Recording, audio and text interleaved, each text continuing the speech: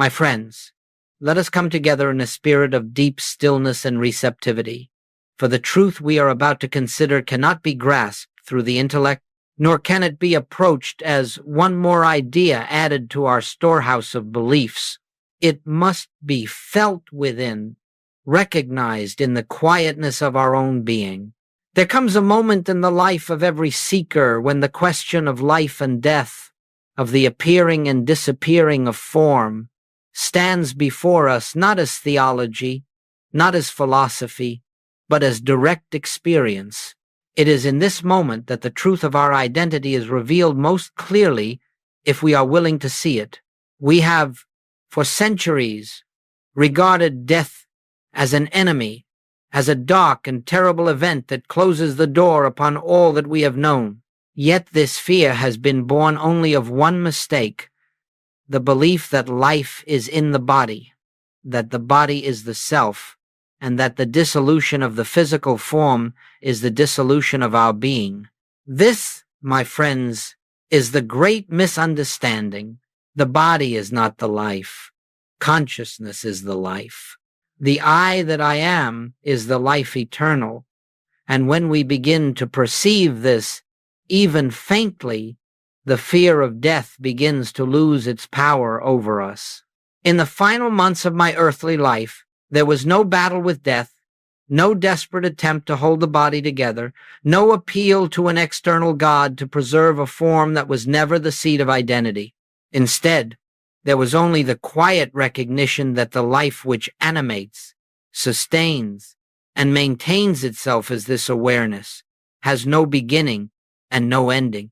What appears as birth, what appears as death, these are movements within consciousness, but they do not touch the one who witnesses them. And so, as we enter this subject today, let us not approach it as though we were studying the end of something. We are studying the revelation of something. We are studying the moment in which the personal sense of life falls away and the presence that has always been there, the I that is God, itself expressing as individual consciousness, shines forth in its purity. We are studying the truth that stands behind the veil of appearances. Let your heart be at ease. We are not here to contemplate loss, but to recognize gain. We are not here to mourn the frailty of the form, but to witness the eternality of the formless. And as we proceed, let us hold this one simple truth before us. No one has ever died. Forms have come and gone. Bodies have appeared and disappeared. But the invisible presence, the I that is God, remains untouched, unchanged, eternally expressing itself as the life you are. When we see this clearly, the great fear dissolves, and it is in this dissolving that true freedom begins. My friends, let us look gently and honestly at this matter of fear. For fear is not conquered by force, nor is it dissolved by effort. Fear is dispelled only by light, by the recognition of what is eternally true. And nowhere is fear more deeply rooted in human consciousness than in the belief that life can be taken from us, that existence can be threatened, and that identity can come to an end. It is very important that we do not condemn ourselves for this fear. Even the most sincere spiritual seeker may find that when the sense world presses upon him with its testimony of pain, decline, or danger, an instinctive tightening arises. This is not a moral failing, nor is it proof that we have been unfaithful to truth. It is simply the residue of centuries of conditioning human belief accepted as reality long before we had awakened to the nature of our true being. The universal fear of death is not personal. It is not your fear or my fear. It is the collective fear of a world that has identified itself with the body, this temporary form, this garment of flesh, and has forgotten the invisible life that animates it. When we speak of death, we are really speaking of the belief that life is in matter, dependent upon matter, and vulnerable because matter is subject to change. Let us understand this clearly. Fear persists only where we still believe we are separate from the source of life. Fear lives only in the conviction that we are self-contained, isolated beings struggling to preserve our existence. But the very moment we glimpse even faintly that the life we are living is not personal life but God life, not human existence but divine expression, that fear begins to lose its footing. Many spiritual seekers wonder, why, after all my study, all my meditation, all my spiritual practice, does fear still arise when the body is threatened? The answer is simple. The surface mind has accepted the truth, but it has not yet permeated the deeper levels of conditioning. We may intellectually declare, I am eternal, yet still reflexively behave as though the body were our life. These two layers must become one. And so I say to you with tenderness, do not be discouraged when fear appears. Fear appearing is not a sign of spiritual failure, it is an invitation to deeper recognition. It is the opportunity to turn once again to the truth that the life you are is not in the body, nor is it subject to the changes that touch the body. Fear arises only because we have momentarily forgotten who we are. And the moment we remember, truly remember, not as a belief but as a simple recognition, fear dissolves, not because we have pushed it away, but because there is nothing left in us for it to cling to. Every fear is a shadow of forgotten truth, and death is the greatest shadow of all. But when the light of I Am dawns in consciousness, even this shadow cannot remain. Now, let us turn gently to that period in which the physical form known as Joel Goldsmith moved toward its conclusion. I speak of these things not to stir emotion, nor to create a story about a person, but to show you how the principles we study become living demonstration when appearances grow most intense. The outer scene of those final months was simple: a body in decline, symptoms increasing, strength diminishing, and the natural processes that accompany the closing of physical life making themselves known. To the human eye, this is the point at which fear rises most sharply. The world believes that when the body weakens, life weakens. When the body deteriorates, identity deteriorates. When the body comes to its end, the person comes to an end. But this is precisely the moment when the one who has lived in truth knows that none of this touches the reality of being. During those days, there was pain, there was limitation, there was what the world calls terminal illness. But listen carefully. There was no personal sense of suffering, because the one who had spent a lifetime practicing the presence did not identify himself with the sensations of the body. He acknowledged them, yes, of course. Denial never plays a part in spiritual realization, but he did not take ownership of them. He allowed the body to be the body, the appearance to be the appearance, while resting in that quiet inner knowing, I am the life which is God. I am the presence that neither waxes nor wanes. I am the awareness in which this body appears, moves, and eventually dissolves. There was no attempt to force healing, no attempt to cling to physical continuity. Why? Because he understood the body to be an instrument useful for a time, then released when its function is complete. There is no tragedy in this, any more than there is tragedy in setting aside a garment that has become worn. The garment serves its purpose and is laid aside, but the one who wore it continues unchanged. And so the atmosphere around him in those days was one of quietness, not darkness, not fear, not dread quietness, a deep stillness that arises when the battle with appearances has ended, when consciousness no longer tries to control, improve, or preserve form, but simply beholds. Those who were near him reported no sense of struggle, no frantic searching for remedies, no pleading for intervention. There was only a soft resting in the presence that had guided his entire journey. That resting was not resignation, let us be clear. Resignation is a gesture of defeat. This was recognition. Recognition that the life which lived as Joel Goldsmith was never born into a body and could not be removed by the departure of a body. Recognition that the I which spoke through him from the beginning was the same I that existed before Abraham was, the same I that is the life of every individual who hears these words now. It is important to see the outer scene only as context, not as truth. The truth was in the stillness, in the non-reaction, in the peaceful abiding.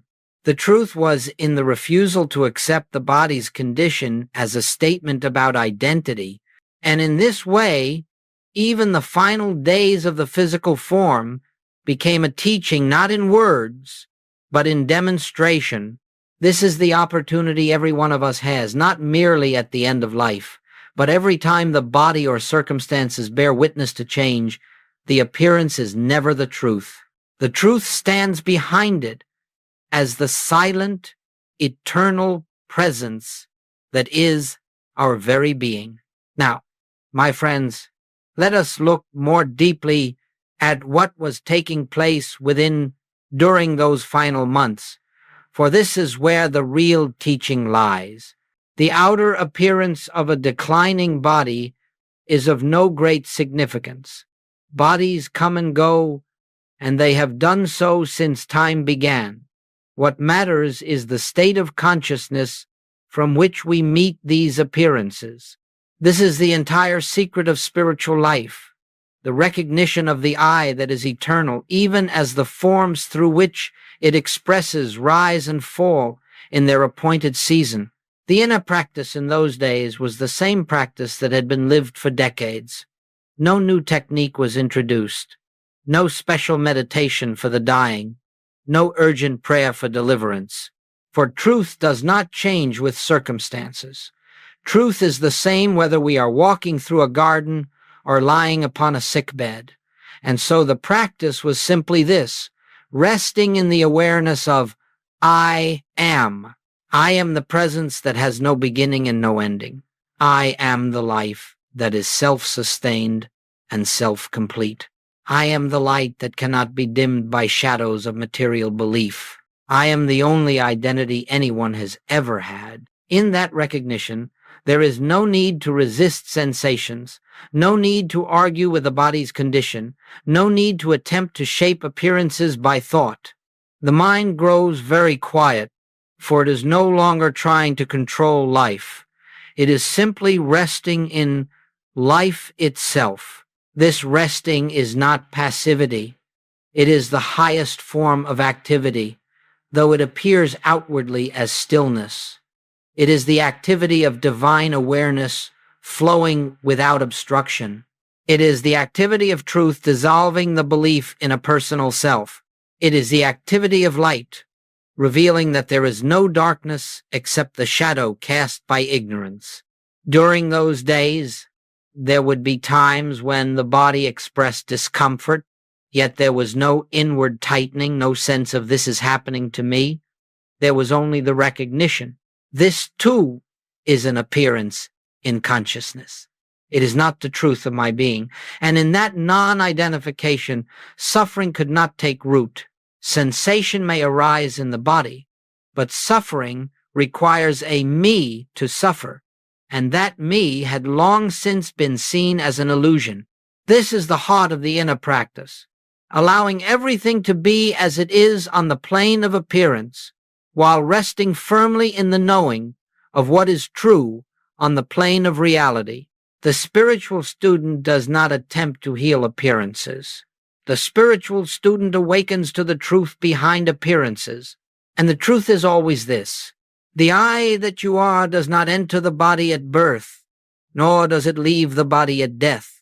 The I that you are is the witnessing presence, not the form, witnessed.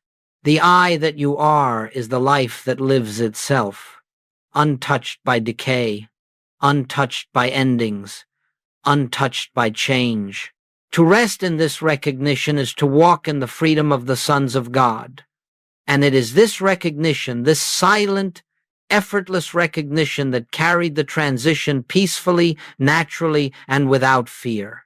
For when one abides in I am, there is no death to face, only a gentle releasing of the temporary form through which this infinite presence once expressed. This is not something reserved for a few. It is the natural heritage of every individual who turns within and acknowledges, I live, yet not I, but the Christ. This I am is the life that lives me.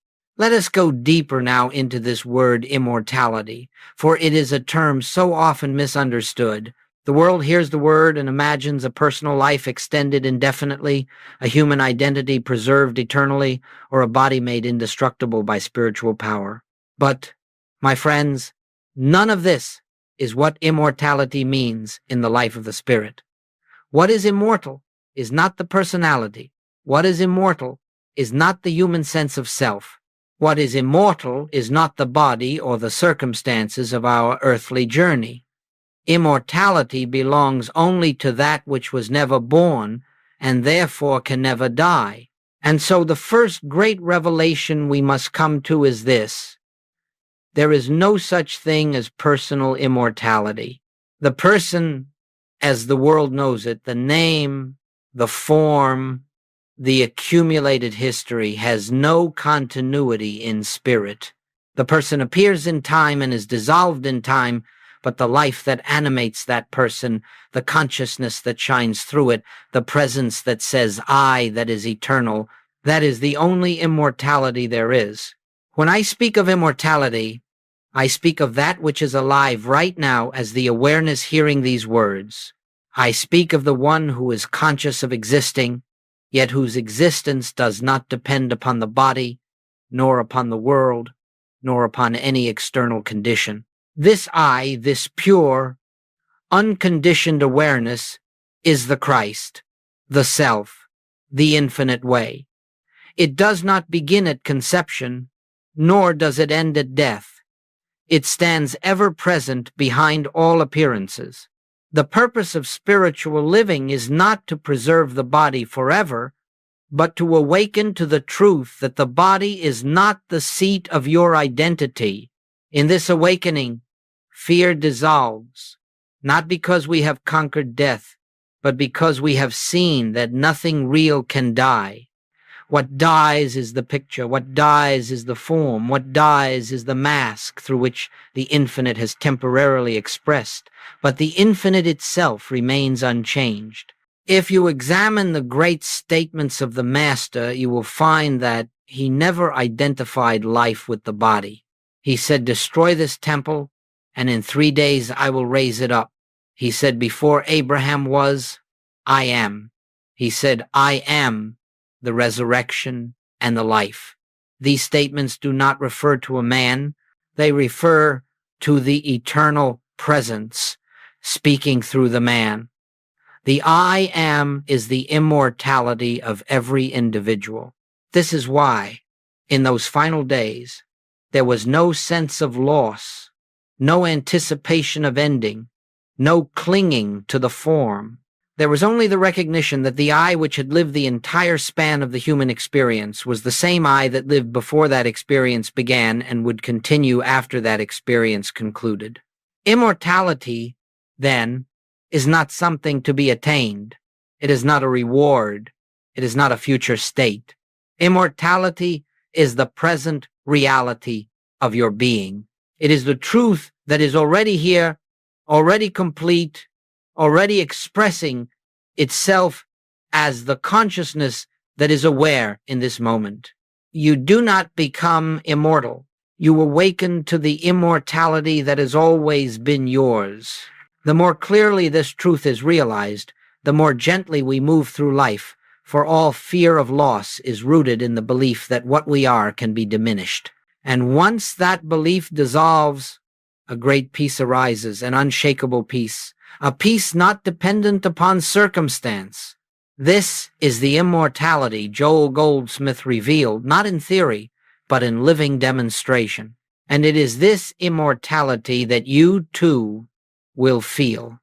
the moment you turn within and recognize, I am the life eternal, appearing now as this individual expression, yet untouched by all the changes on the surface of experience. As we move further into this sacred subject, let us turn our attention away from the outer picture of declining physical form and consider the inner experience, for the outer appearance of a dissolving body tells us nothing about the life that is living itself. Truth reveals itself not in what the senses behold, but in the awareness with which we meet the senses' report.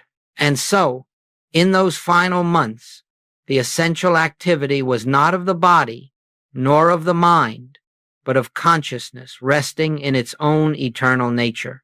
There were moments when the body spoke loudly, moments of discomfort, moments of fatigue, moments in which the natural processes of physical dissolution made themselves known. Yet even in these moments, there was no inner disturbance, for the one beholding these sensations was not identified with them. That is the great key. Sensations arose in the body, but there was no me in them. They appeared, they passed, and they had no power to create suffering because there was no personal self claiming them. This inner state was not produced through effort. It was not a discipline imposed upon the mind. It was the natural fruit of decades spent in the quiet recognition that I can of mine own self do nothing, and that the life which animates us is God, appearing as individual being.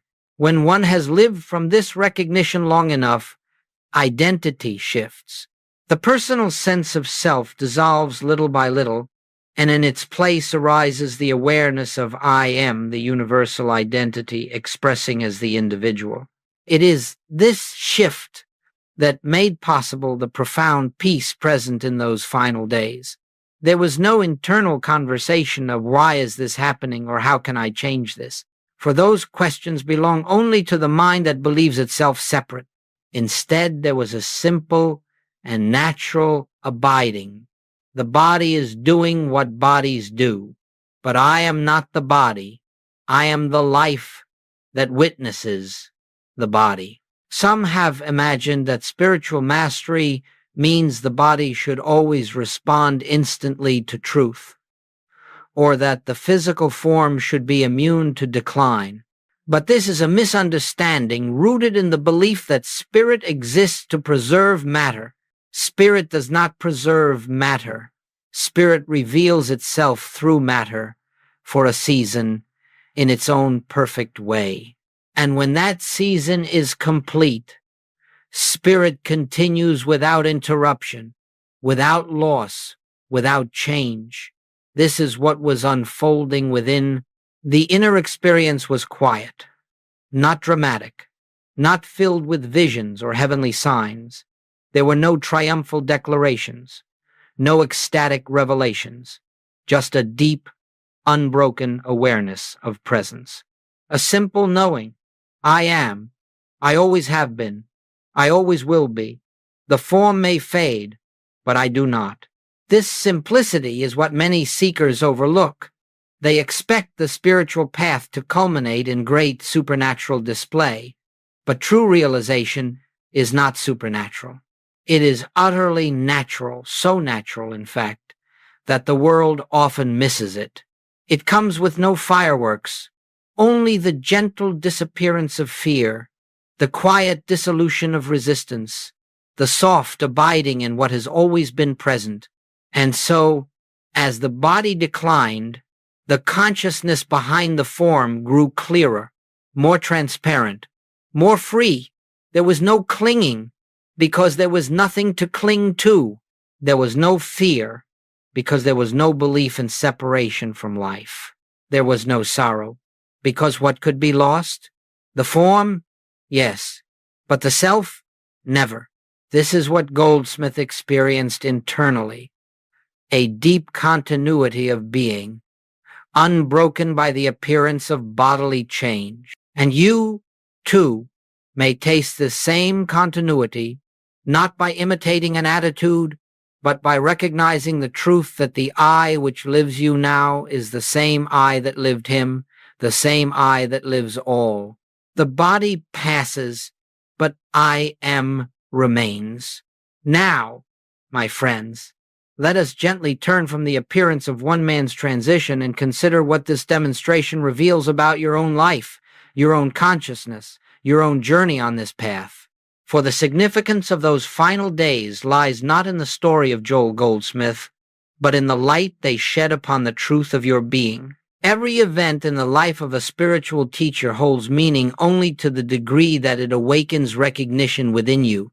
And so we ask, what does this reveal about the life you are living now?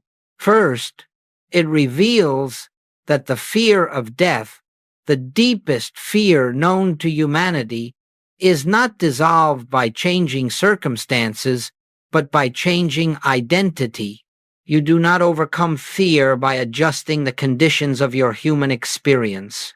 You overcome fear only by recognizing that the one who seems to fear is not the one you truly are.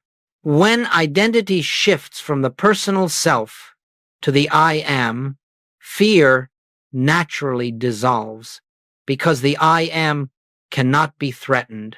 Second, his passing shows us that your security has never depended on the body. Your safety, your continuity, your very existence do not rest upon the strength of your physical form. The body may be healthy or ill, young or old, vigorous or frail, but the life that animates it remains untouched. When you recognize this, truly recognize it, you begin to meet life's challenges with a calmness the world cannot understand. You begin to live from a place of stability that is not conditioned by the senses. Third, you discover that nothing in your experience is as serious as you once believed. When you look at your life from the perspective of eternal being, the troubles that once seemed overwhelming lose their weight. Financial pressures, relationship tensions, bodily discomforts. These remain the appearances they always were, but the sense of me that struggles with them begins to fade. You learn to let things arise and pass without being shaken, because you are centered in the awareness that beholds them. Fourth, you are shown that spiritual realization is practical. It is not something reserved for moments of meditation or spiritual ecstasy. It is not something to be attained in the final days of life. It is to be lived now in the midst of your daily responsibilities, your everyday interactions, your ordinary challenges. Every moment is an opportunity to rest in the truth that the life you are is not the life of the body, not the life of the personality, but the life of God expressing as individual being. Fifth, you learn that the transition called death is not a dramatic event. It is not a rupture in consciousness. It is not a moment of terror or sudden awakening. It is simply the continuation of the same life that is present right now. The consciousness you bring to this moment is the consciousness you bring to that moment. If you live now with fear, you carry fear into that transition. If you live now in recognition, you carry recognition. And so the true work is always here, always now. Finally, his passing teaches you that you are not walking toward a final moment of loss. You are walking toward the deeper unveiling of what you already are. Every day, every challenge, every joy, every sorrow, every appearance of change is part of the slow, gentle dissolving of the belief that you are separate from the source of your being. And as this belief fades, you begin to live differently.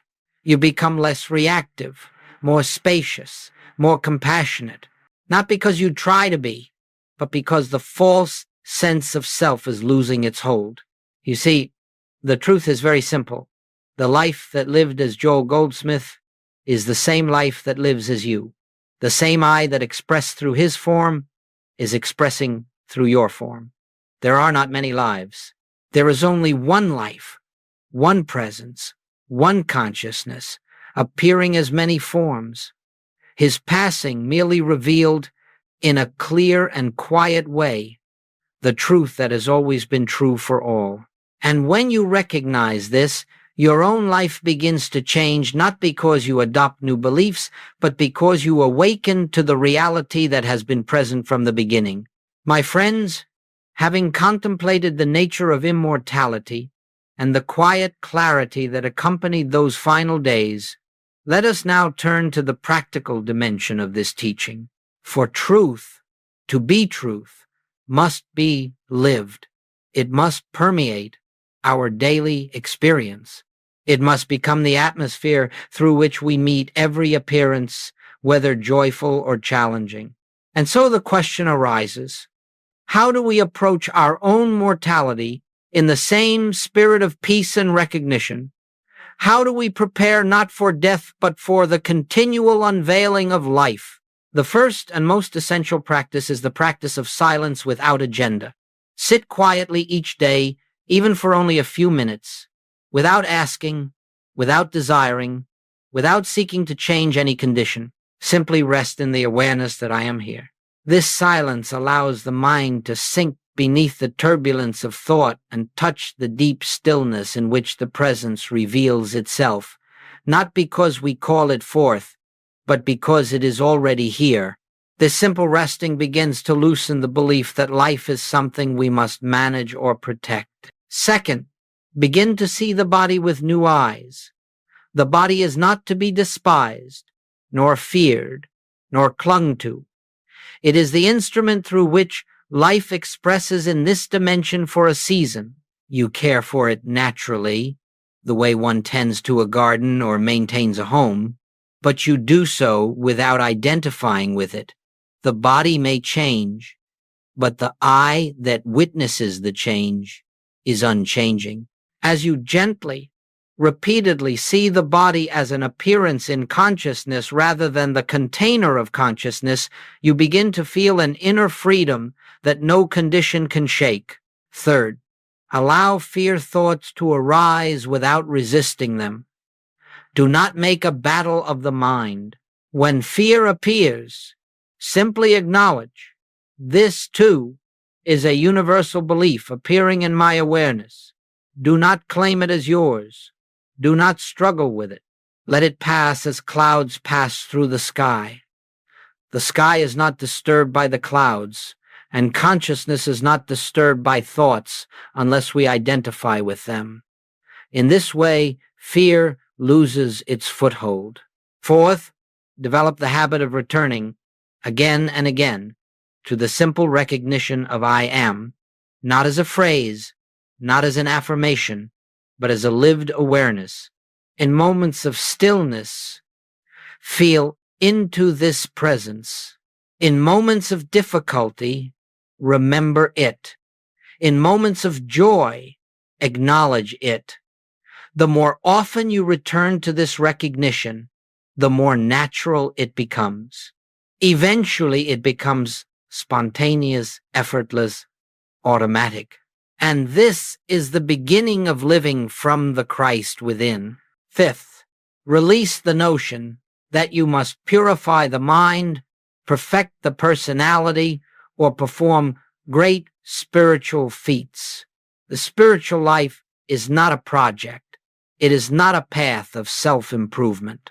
It is simply the steady relaxing of the false sense of self until the true emerges in clarity. You do not build the Christ identity. You uncover it, and you uncover it by doing less, not more. Sixth, contemplate often the truth that whatever can die was never you. This contemplation need not be morbid or heavy. It is liberating. Let the thought arise in simplicity. If this body were to fall away this very moment, would the witnessing presence disappear with it? And immediately you will feel the answer, no, I remain. You experience this every night when the body sleeps. You experience it in deep silence when the sense of me disappears. You experience it in moments of awareness when there is no thinker, only presence. Finally, recognize that the preparation for death is simply the preparation for life. There is no special practice for the final day. There is only the daily recognition of truth until the fear-based identity dissolves. Whether you are young or old, healthy or facing illness, the work is always the same. Return to the I am. Rest in the presence. Let the personal sense diminish. Let the eternal self reveal itself. In this way, you approach mortality not as a fearful event, but as a gentle transition, no more significant than the passing of one season into another. When that moment comes, it will be met with the same peace, the same unbroken awareness, the same recognition that guided every step of your life. For the one who knows the I am does not prepare for death.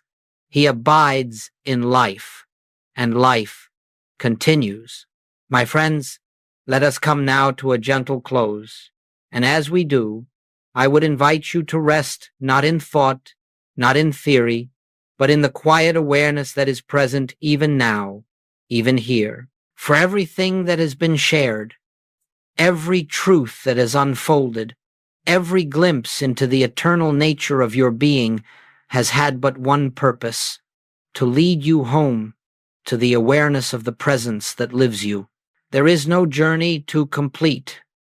There is no finish line to reach. There is no distant spiritual attainment awaiting you in some far-off future. What you seek, you already are. The life you have feared losing has never been yours to lose, for it is not personal life. It is the infinite expressing itself as individual consciousness, one life, one being, one I. When we look upon the transition called death, we do not look upon an ending. We look upon a passing of form, a shedding of the temporary garment. But you, the witnessing presence, are not touched by it. You are the same before, during, and after. The form may fall away, yes, but the life that animates the form does not fall away. It simply withdraws from one appearance and continues, unbroken, as it always has. And so the truth is this: you are not moving toward death. You are moving moment by moment into deeper recognition of life. You are not approaching a point of darkness. You are moving toward the dawning of your own eternal nature. Every fear, every challenge, every moment of stillness, every step on the path, these are not random events. They are invitations, each one calling you to rest more deeply in the I that is God. Let your heart be at peace. You are not fragile. You are not temporary. You are not a creature struggling to survive in a dangerous world. You are the very presence of God, made visible as individual being. You are the light of the Christ, the awareness of I am, appearing here, appearing now, expressing itself in the unique form that the world calls you. The body is a beautiful instrument. Use it, care for it, cherish it while it serves its purpose, but do not mistake it for your life. Let it come, let it go, let it change, let it rest. Through all of this, you remain the silent, watching, eternal self. If you do nothing else as a result of these words, let it be this: turn within each day, even for a moment, and recognize the presence that lives you. Let that recognition become your refuge, your strength, your peace. For in that recognition lies the end of fear, the end of struggle, the end of the belief in separation. In that recognition lies your freedom. And when the time comes for this form to be released, it will not be a moment of terror. It will be a moment of surrender into the very life that has carried you from the beginning. You will recognize it not as the end, but as the continuation of what has always been. The presence that lives you now will live you then. The I that is aware now will be aware then. The life that you are will simply flow into a new expression. Rest, then, in the assurance that nothing real can be lost, nothing eternal can be threatened, and you are eternal. I am is your name. I am is your identity. I am is your immortality. And in that I am, we are one.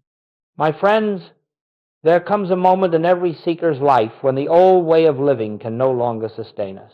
A moment when we discover, often through struggle, that no amount of human planning, no amount of personal effort, no amount of mental striving has given us the peace, the harmony, or the fulfillment we have been seeking.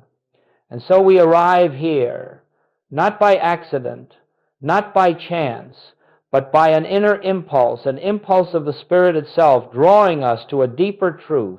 You see, the great turning point of the spiritual life is not the moment we decide to become better people, nor the moment we adopt new practices, nor even the moment we dedicate ourselves to prayer. The true turning point comes when we awaken to the startling realization that we have been trying to live life through a self that was never equipped to live it. The personal sense of self, that little me that worries, fears, plans, controls, has tried to carry the entire burden of existence upon its shoulders. And because it is limited, because it is finite, because it was never the source of life, it has inevitably come to exhaustion. Now, I want you to hear this clearly, because the world has missed it. The spiritual path does not begin when you try harder. It begins when you can no longer continue as you have been. It begins when you realize that there is a presence within you that has been waiting patiently, silently, lovingly for you to step aside. A presence that does not need your strength, that does not require your intelligence, that does not depend upon your human understanding. A presence that is the very life of God, the very life of Christ, expressing itself as your consciousness. And so in our time together, we are going to explore what actually happens deep within the chambers of your being when you finally allow this presence to take its rightful place. When you cease living from the personal mind and begin living from the Christ mind, when you stop striving to make life work and begin resting in the life that already is, not theory, not philosophy, but the actual experience of the divine living, its life as you. If you can receive this, if you can hear it, not with the intellect, but with that inner listening that responds to truth, something will begin to shift even now. For when truth is spoken, the Christ within each of us recognizes itself, and in that recognition, transformation begins. Now, let us move deeper into this principle. For before we can understand what it means to let Christ live our life, we must first see clearly what has been living our life until now. And this, perhaps more than anything else, is the great stumbling block in spiritual realization.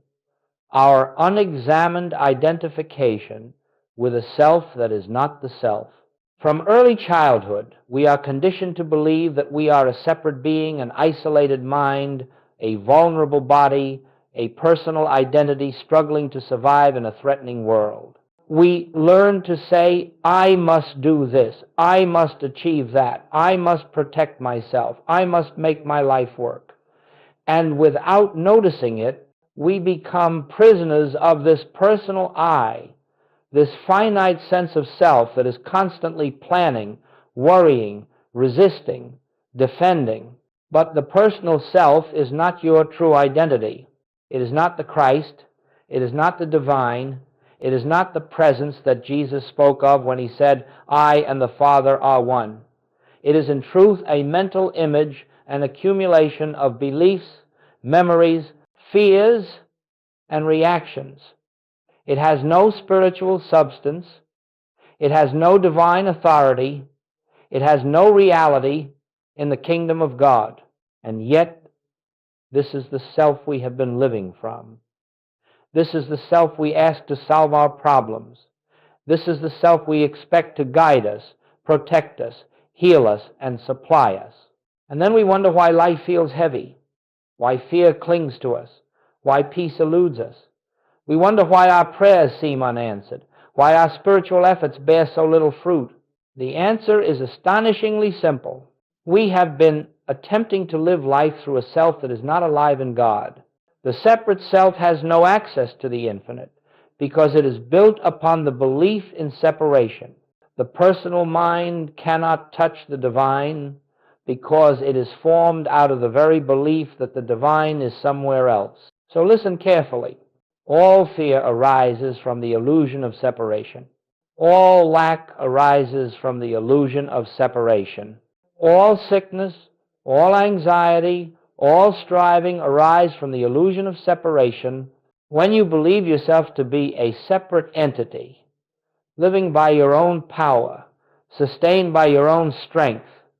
You place yourself outside the kingdom of God, not in truth, but in your own perception. And from that moment on, life becomes a struggle, because the self you are living from is disconnected from the source of life. But the miracle is this. The separate self is not something you must conquer or improve. It is something you need only see through. The moment you recognize its unreality, its power dissolves. The moment you perceive that it is not the one living your life, it falls away like a shadow disappearing before the sun. And in that instant, a new awareness begins to dawn, an awareness not born of effort, but of revelation. There is another self within you, a self that is whole, complete, infinite, untouched by human limitation, a self that is not separate from God because it is the activity of God itself. This is the Christ. This is the one true self. This is the life that is waiting to live as you. And so now, having looked upon the nature of the personal self, we must turn to the reality that has always been present behind it, the reality the world has called Christ, though the world has seldom understood what that word truly means.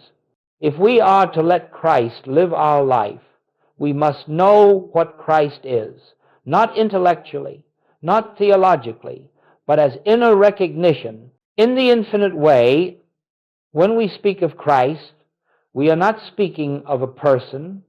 We are not referring to a historical figure, though such a figure may have embodied the principle. We are speaking of the divine presence, that is the true identity of every individual on earth. The Christ is the light of God expressing itself as your consciousness. The Christ is the fullness of divine life, living you, breathing you, sustaining you. The Christ is the truth of your being unborn, undying, untouched by human circumstance. It may help to see it this way. Just as the sun shines whether the clouds appear or not, so the Christ shines as the essence of your being whether the personal self recognizes it or not. When the clouds thicken, clouds of fear, guilt, self-judgment, or worldly belief, the light seems hidden, but the Christ remains just as radiant, just as present, just as whole. You have never lived a moment without it. You have never taken a breath apart from it. The Christ is not something you acquire, it is something you discover. Now, hear this with the inner ear. Christ consciousness is not a higher level of your personal mind. Christ consciousness is the absence of your personal mind. It is the state in which the personal I, with all its fears, ambitions, doubts, and demands, grows quiet, and the divine I begins to reveal itself. It may help to see it this way. Just as the sun shines whether the clouds appear or not, so the Christ shines as the essence of your being whether the personal self recognizes it or not. When the clouds thicken, clouds of fear, guilt, self-judgment, or worldly belief, the light seems hidden, but the Christ remains just as radiant, just as present, just as whole. You have never lived a moment without it. You have never taken a breath apart from it. The Christ is the truth of your being unborn, undying, untouched by human circumstance. This presence does not reason. It does not fear. It does not struggle. It does not pray to God, for it is the activity of God. It does not seek supply, for it is the outflow of infinite supply. It does not heal, for it is the wholeness that reveals the unreality of disease. When you touch this presence, even briefly, life begins to reorient itself. The mind grows quieter. The heart feels lighter. You no longer feel alone in the universe. You no longer feel responsible for the entire burden of existence. You begin to sense that there is a divine rhythm, subtle, gentle, but unmistakable, moving your life forward with infinite intelligence. And the most important truth of all is this: this Christ, this presence, this divine consciousness is not waiting to enter your life. It is waiting to be recognized. It is the reality that has been living you from the beginning, but the personal self has stood in front of it like a curtain blocking the sunlight. Pull back the curtain, and you discover that the light was there all along. So, when we speak of letting Christ live your life, we are speaking of removing nothing and adding nothing. We are speaking of a shift from illusion to truth, from separation to oneness, from personal effort to divine expression. We are speaking of the revelation of what you have always been. Now, having glimpsed the nature of the Christ within, we come to one of the most sacred moments in the entire spiritual journey, the moment of surrender. Not the surrender the world imagines, not defeat, not resignation, not the giving up of hope. No, the surrender we speak of in mystical practice is entirely different. It is the quiet realization that the personal self has no role in the divine life that is unfolding as you. There comes a time, perhaps you have already felt it, when all the effort, all the struggle, all the attempts to improve, correct, or control your experience reach their limit.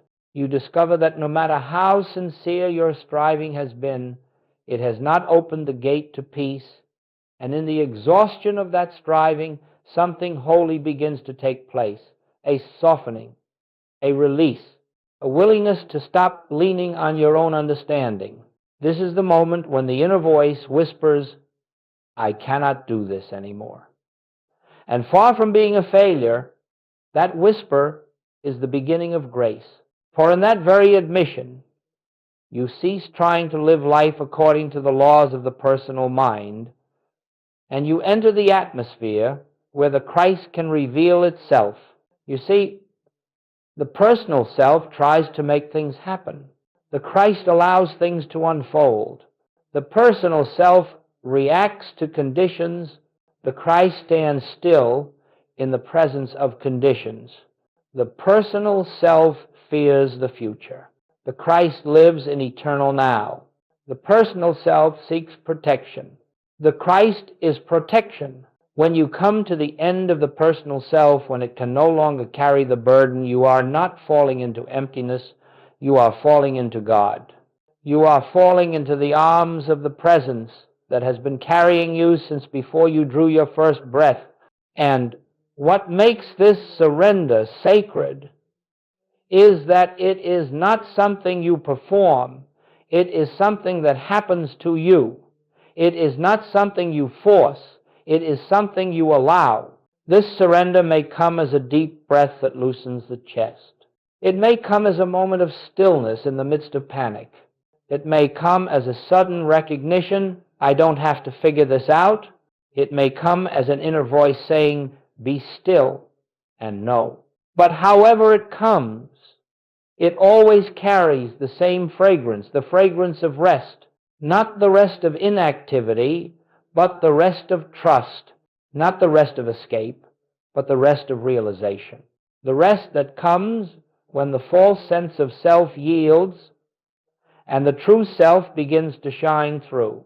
And let us understand this clearly. Christ does not enter your life because you surrender. Christ is revealed because surrender removes the veil. Christ has been living your life all along, but the personal sense of self has been pretending otherwise. The moment you stop trying to live life through the personal mind, a subtle, quiet presence begins to emerge. You feel guided without thinking. You feel supported without asking. You feel carried without effort. You begin to sense that something within you, yet greater than you, has taken over the activity of your life. This is the first taste of letting Christ live your life. This is the beginning of the inner shift. This is the dawn that precedes the full light of realization. And now, my friends, we enter the sacred territory where the spiritual life ceases to be theory and becomes experience. For when the personal sense of self grows quiet, when the mind relaxes its desperate grip upon life, something begins to take place within you, something subtle, yet unmistakably real. It is the dawning of a new state of consciousness, the emergence of the Christ that has always been the truth of your being. This shift does not announce itself with fanfare. It does not come with lightning or excitement. It comes gently, so gently that the personal mind almost misses it. In fact, it is often recognized only in hindsight, when you look back and realize that something in you has changed, though nothing external seemed to bring about that change. The first sign is often a deep, unexplainable stillness, not the stillness of inactivity, but the stillness of an inner atmosphere, quiet, spacious, luminous, a sense that something within you has stopped struggling.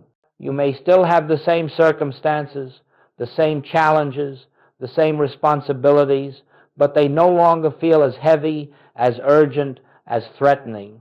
Something within you has shifted from reaction to recognition. Then there arises a second sign, a clarity that does not come from thinking. You find that guidance emerges of itself. You know what to do without effort. You respond without premeditation. You speak words you did not plan. You take steps you did not analyze. And afterward, looking back, you say, I did not think of that. It was given. This is the activity of Christ in you, the divine intelligence expressing itself without the interference of the personal mind. A third sign appears in the form of effortless right action. Actions unfold without strain. Tasks you once resisted become smooth. Decisions that once paralyzed you become simple. This does not mean that life becomes free of events. It means that the events no longer dominate your inner equilibrium. There is a divine rhythm moving through your affairs, and you feel yourself carried by it. Then, without your trying, without your affirming, without your visualizing, there begins to emerge a loosening of fear, not because the circumstances have changed, but because something within you knows with quiet certainty that you are not living by your own power. Fear loses its foundation when the sense of separation dissolves. The Christ, being infinite presence, has no fear, and when Christ is allowed to live your life, fear fades like a shadow retreating before the morning light. And one day, you become aware of something even more subtle, a feeling that you are not the one doing the living. You are watching life unfold, watching the actions take place, watching the words form, watching the path open before you, and yet you know that these are not the products of personal striving. They are the expressions of a deeper self. This is the inner shift. This is the beginning of the life lived by the Spirit. This is what takes place when the Christ begins to assume its rightful place as the life, the mind, the activity of your being. You do not make this shift happen. You do not earn it. You do not control it. It arises naturally the moment the personal I steps aside, even slightly. The Christ that has always been present begins to show, self first gently, then steadily, then undeniably. And with each moment of recognition, the old identity grows weaker and the new identity grows clearer. This is the beginning of a life that is no longer lived for God, but from God. Not for the purpose of gaining good, but as the expression of good. not as an effort to solve life, but as the revelation that life is already solved in God. Now, it is one thing to taste this inner shift in moments of meditation, in periods of stillness, in quiet hours when the world recedes. But what does it mean to live from Christ consciousness? To carry this awareness into the activities, the relationships, the responsibilities, and the challenges that make up daily living? For mysticism, true mysticism is not an escape from life. It is the discovery of a higher life revealing itself through your ordinary life, a divine life expressing through human conditions, a spiritual rhythm moving through the most practical moments of your day. And so we begin by noticing what happens in our relationships. When Christ lives your life, you no longer approach others as personalities difficult, demanding, flawed, or admirable. Instead, you begin to sense that each one you meet is an appearance of the same divine presence that lives as you. You may still see their behavior, you may still notice their words, but you are no longer reacting to those surface elements. You are responding from a center of recognition, and in that recognition, the Christ in you beholds the Christ in them. This does not mean you condone unkindness or ignore injustice. It means you no longer meet darkness with darkness, personality with personality, fear with fear. You meet it with presence. You meet it with the awareness that only the Christ is real. And gradually, you find your reactions softening, your words arising from compassion rather than defense, your interactions becoming less entangled in egoic patterns. Peace begins in the moment you cease defending the personal self. Then we look at work, at our daily tasks and responsibilities. When the personal mind governs your work, it becomes a burden. You push, you force, you calculate, you strain.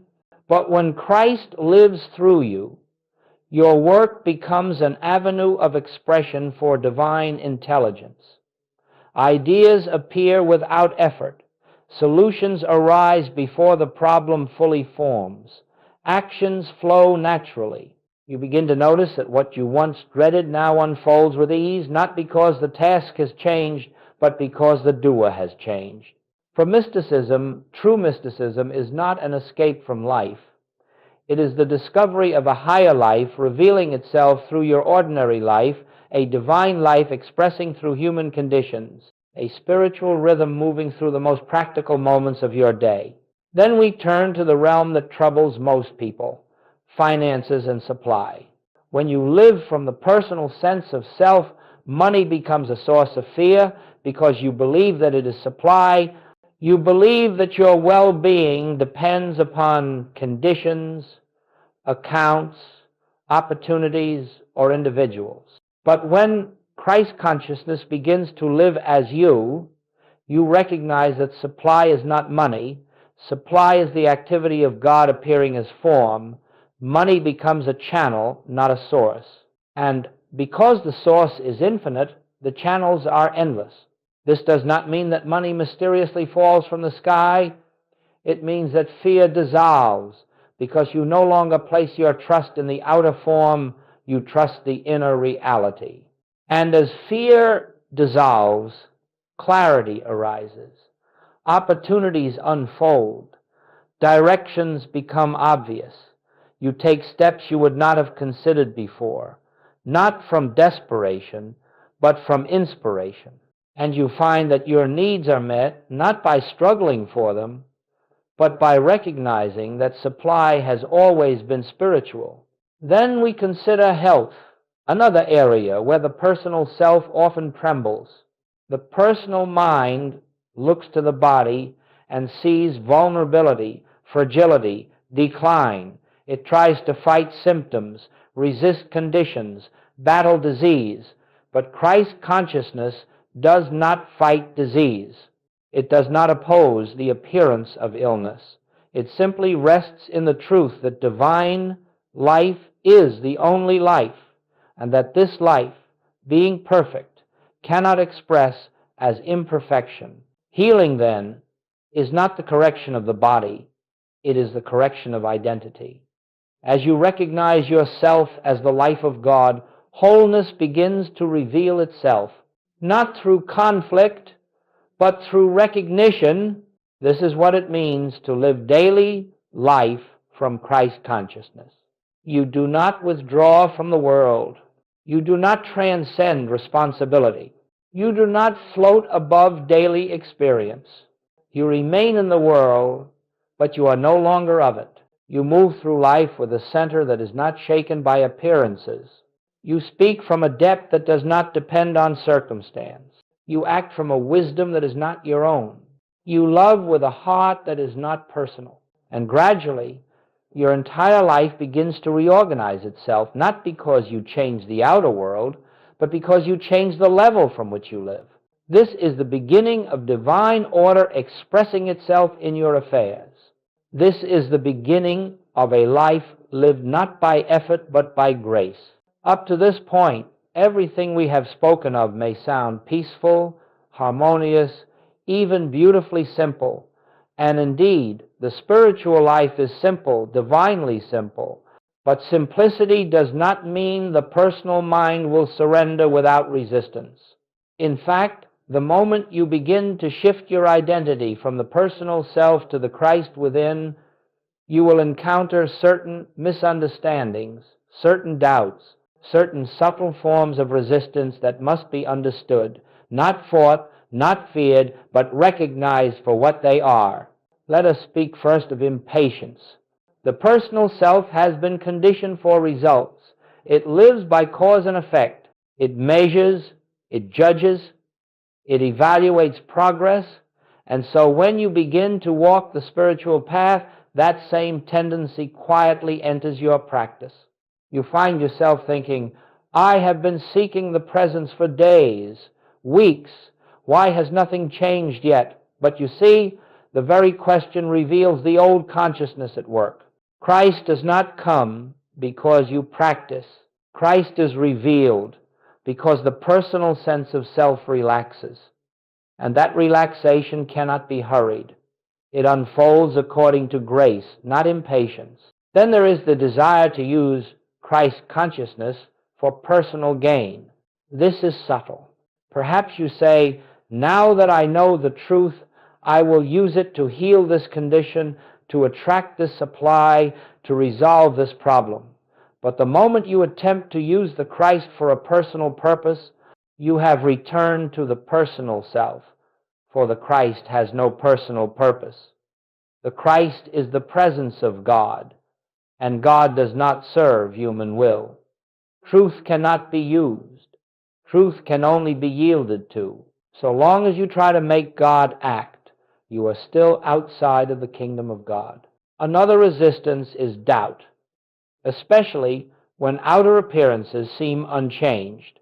The personal mind looks at the world and says, if nothing has improved, nothing spiritual is happening. But remember, appearances are the last to change. Consciousness changes first, silently, invisibly, often without any emotional fireworks. When a seed is planted, nothing appears above the soil for some time, yet beneath the ground, life is already stirring. So it is with spiritual realization. The Christ often works in depths your mind cannot perceive, preparing the outer world for a shift that may seem sudden, but is the result of inner transformation long underway. There is also the temptation to fall back into effort, especially when life becomes challenging. You begin to feel the pressure of circumstances, and without noticing, you slip into the old patterns, trying to fix, trying to plan, trying to force, trying to control. But this is the moment when you must be most watchful, most gentle with yourself, not scolding the mind, not condemning yourself for slipping, but simply returning quietly, humbly to the awareness that Christ is living the life, not you. And perhaps the greatest resistance of all is the belief that you are unworthy. Many a sincere seeker says, surely this truth is for the advanced, the holy, the chosen. Surely I cannot expect such grace. But this thought is the final veil of the personal self, for the Christ in you has no sense of unworthiness. The Christ does not look at your past, your mistakes, your human frailties. The Christ knows only one thing: I and the Father are one. And when you hear that, even faintly, even for a moment, you are already beginning to transcend the old identity. The key is always the same. Do not fight the resistance. Do not argue with the mind. Do not attempt to conquer doubt or impatience or fear. Simply recognize them as movements of the personal self and let them pass. Return gently and again to the awareness that there is a presence within you greater than the mind, a presence that does not resist, does not fear, does not demand, a presence that knows how to live your life because it is your life. When resistance arises, it is not a sign of failure. It is the sign that the personal self senses its dissolution and clings to what is familiar, but it cannot endure. The light of Christ inevitably dissolves every shadow. And now we come to the heart of the mystical life, the summit toward which every step of the spiritual path has been leading. For all the practices, all the recognitions, all the moments of surrender are preparing you for one great realization, the realization expressed in the words, I live, yet not I. Christ liveth my life. These words, spoken by Paul, repeated by mystics across centuries, are not poetry, they are not metaphor, they are the literal description of what takes place when the false sense of self dissolves and the true self begins to shine unobstructed. You see, the personal I is never truly alive. It is a shadow, a concept, a bundle of conditioned thoughts. It cannot live because it has no life in it. But the Christ, the presence of God, individualized as you, is life. And when the personal self yields, even for a moment, you begin to experience something astonishing. Life begins to live itself. Actions take place, words are spoken, steps are taken, without the weight of self-consciousness, without the strain of personal will, without the burden of seeking results. The first time this happens, you may not even notice it. Perhaps you find yourself responding with kindness in a moment when the old self would have reacted with irritation. Perhaps you speak words of clarity that surprise even you. Perhaps you take an action that feels effortless, inevitable, guided, and afterward you realize, I did not do that. Something moved through me.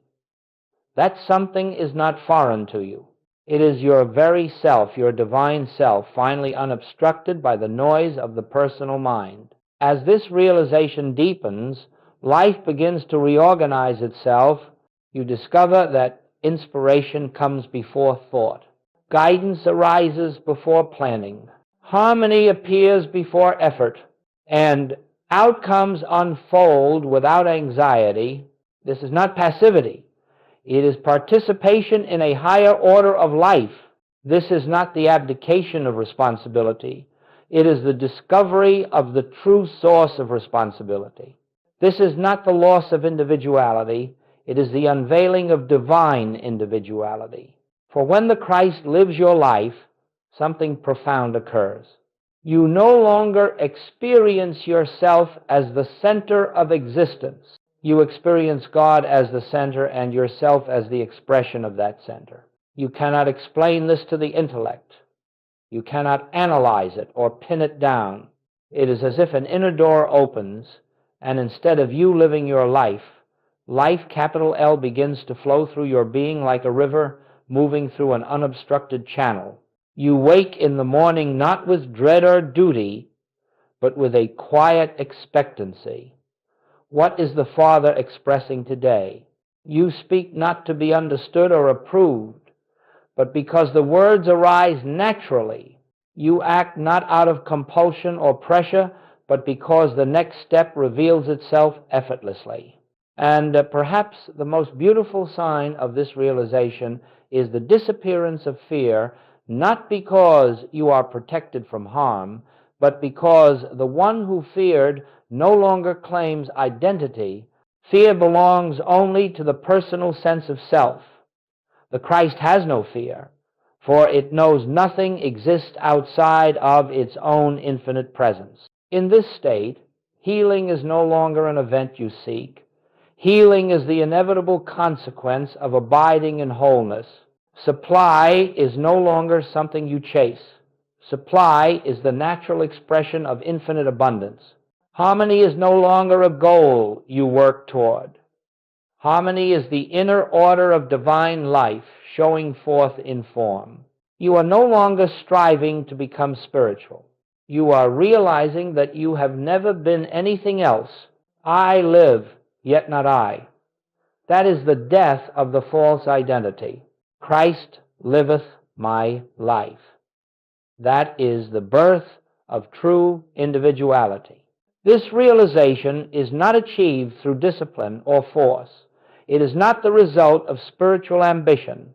It comes quietly, naturally, inevitably, when you rest in the truth of your being, when you stop trying to think or feel your way into God and allow God to be the self that lives. And once you taste this truth, even briefly, you know without doubt, without argument, without explanation, that the personal self has never been your identity. The Christ has always been living your life. You simply did not recognize it. Now you begin to recognize it. Now you begin to live from it. Now you begin to understand that the life you call my life is God's life, appearing in a form that bears your name. This is the fullness of realization. And so, my friends, we come to the close of this particular message, though in truth there is no close, for the spiritual life has no beginning and no ending. It is the continuous unfolding of divine consciousness, the eternal revelation of the Christ within. What we have spoken of today is not something to be remembered, nor something to be practiced as a human being attempts a technique.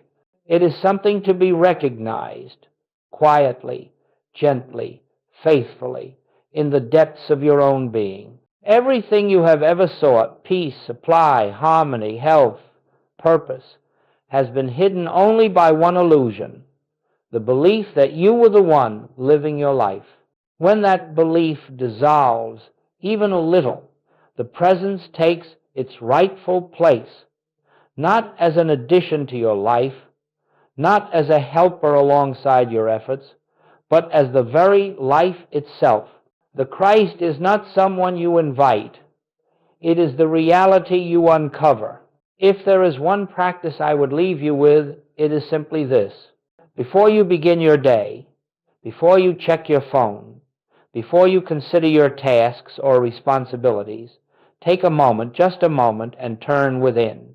Not to think something, not to repeat something, simply to acknowledge, Father, you are the life that is living me.